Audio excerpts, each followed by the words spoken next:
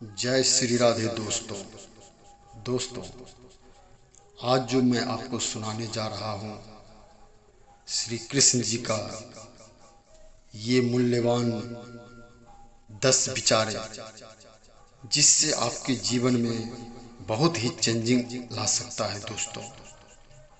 दोस्तों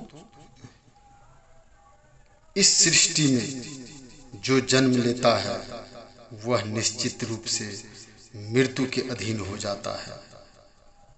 दोस्तों भगवान श्री कृष्ण कहते हैं इस मृत्यु लोक का हर एक प्राणी, चाहे वो मनुष्य हो या पशु पक्षी हो या फिर पेड़ पौधा हो, हर सांस लेने वाला प्राणी अपने जन्म के साथ मृत्यु को भी लेकर आता है। हर प्राणी को एक न एक दिन निश्चित क्षण पर मरना अर्थात अपने शरीर को त्यागना पड़ता है। मनुष्य को सिर्फ कर्म करने का अधिकार है, फल की इच्छा ना करे।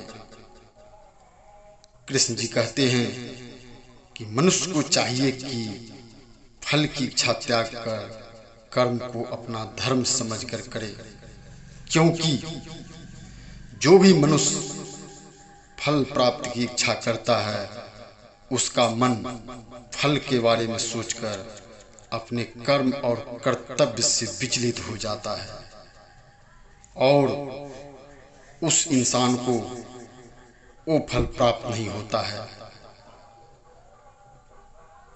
जिसकी उसे इच्छा हुई थी। इसीलिए भगवान कहते हैं कि मनुष्य सिर्फ कर्म कर सकता है, फल कदापि मनुष्य के अधीन नहीं है। जो लोग फल की इच्छा से ही कर्म करते हैं वे लोग सुख दुख आदि के चक्र में फंस जाते हैं और उनकी मन शांति नष्ट हो जाती है। कृष्ण जी कहते हैं कि मनुष्य अपने फल की इच्छा को त्याग कर कर्म को अपना धर्म समझकर करे तो उसको फल अवश्य मिल जाएगा, परंतु उस फल को वो व्यक्ति विधान की इच्छा समझकर स्वीकार कर ले और ज्ञानी व्यक्ति भी इसी योग को अपनाकर कर्म योगी बन जाते हैं। कृष्ण जी कहते हैं इस विश्व में केवल शरीर मरते हैं लेकिन आत्मा अविनाशी है। शरीर के मरने पर भी आत्मा नहीं मरती। आत्मा न कभी जन्म लेती है और ना ही कभी मरती है। वो अजन्म नित्य सनातन और पुरातन है, जो शरीर के मारे जाने के बाद भी नहीं मरती। जो सचमुच ज्ञानी होते हैं वो ना उसका शोक करते हैं जो मर गए हैं और ना ही उनका शोक करते हैं जो अभी जिंदा है, क्योंकि वो जानते हैं कि जो मर गया है वो फिर से जन्म लेगा और जो अभी जीवित है वो अवश्य ही मर जाएगा। मरने वाला फिर से जन्म लेगा, क्योंकि केवल शरीर का नाश होता है। शरीर के अंदर जो आत्मा है वो कभी नहीं मरता है, क्योंकि आत्मा को ना कोई शस्त्र काट सकता है और ना ही उसे अग्नि जला सकता है, ना ही जल गला सकता है और ना ही इसे वायु सुखा सकती है।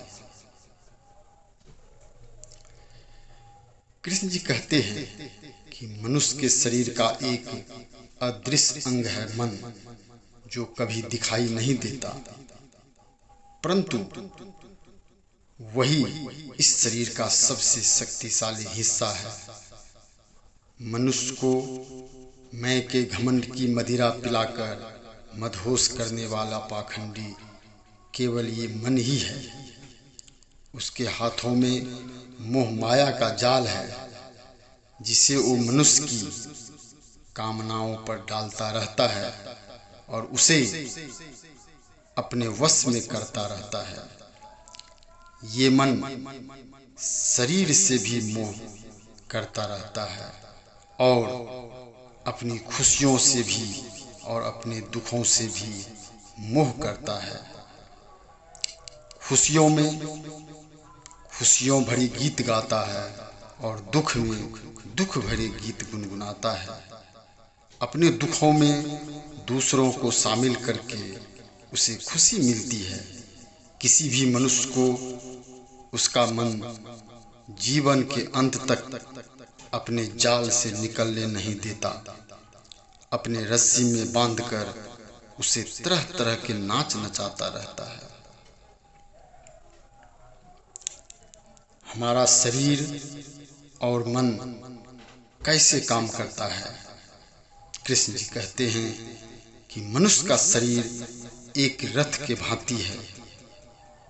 जैसे आँख, कान, नाक, जीभ, त्वचा आदि इन इंद्रियों को, घोड़ों को जो सारथी चलाता है, वो सारथी ही हमारा मन है और उस रथ में बैठा हुआ स्वामी वही हमारा आत्मा है।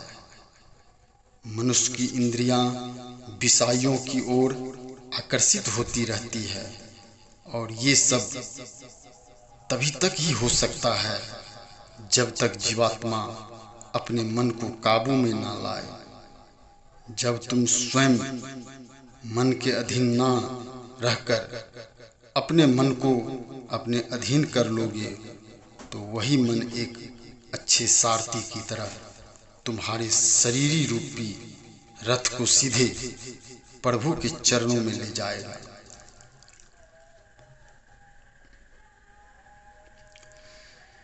जी हाँ दोस्तों,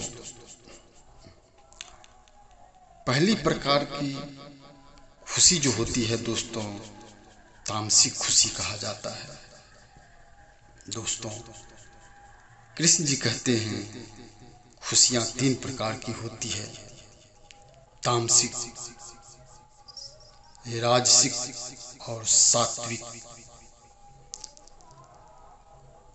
पहली प्रकार की तामसिक खुशी हमें ज़्यादा सोने से या ज़्यादा आलसी होने की वजह से मिलती है।